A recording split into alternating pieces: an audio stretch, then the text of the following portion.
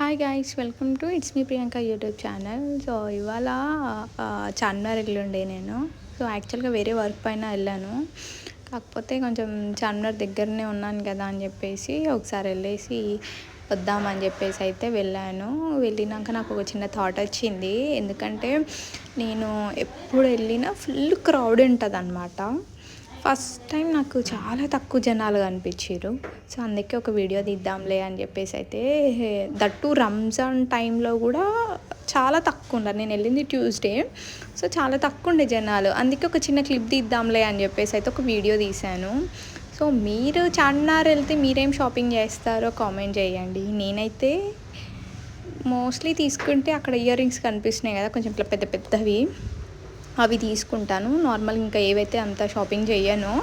Maximum మేము అక్కడ food కోసం వెళ్తాం అనమాట, biryani and chai, pan biscuit కోసము. సో ఇప్పుడు కూడా నేను అందుకే వెళ్ళాను.